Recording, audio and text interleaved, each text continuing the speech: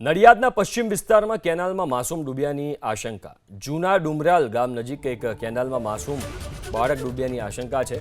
Cycle ટ્રેકના કામમાં રોકાયેલા શ્રમિકનું બાળક હોવાની પ્રાથમિક વિગતો છે. ઘટનાને પગલે નડિયાદ ફાયર વિભાગની ટીમ પણ સ્થળ પર પહોંચી છે અને તાબડતોબ સ્થળ પર પહોંચીને સ્થાનિક તરવૈયાઓની મદદથી કેનાલમાં માસૂમની શોધખોળ શરૂ કરાઈ છે.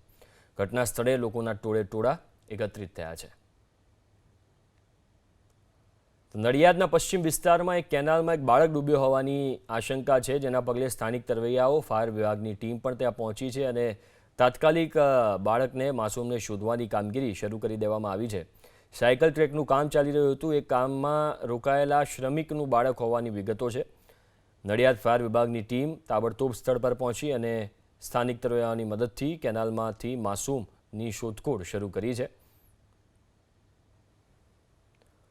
સંવાદદાતા જલ્પેશ વધુ વિગતો સાથે ફોનલાઈન ઉપર જોડાયા છે. જલ્પેશ, અત્યારે શું અપડેટ છે?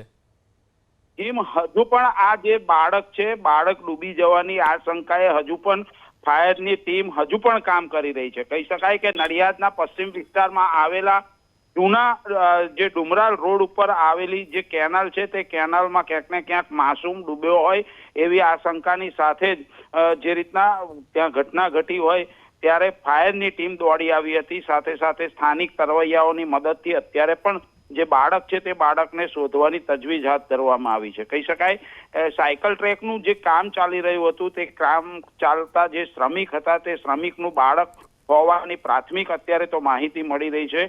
ઘટનાને લઈ ટોળા કેનાલ ઉપર પણ એકઠા થયા છે. સાથે સાથે જે ફાયરની ટીમ ને સ્થાનિક તરવૈયાઓ દ્વારા જે બાળક જે ડૂબ્યો છે તેની શંકા છે તેની શોધખોળ અત્યારે હાથ ધરવામાં આવી છે. જી, આભાર જલ્પેશ વિગતો આપવા માટે.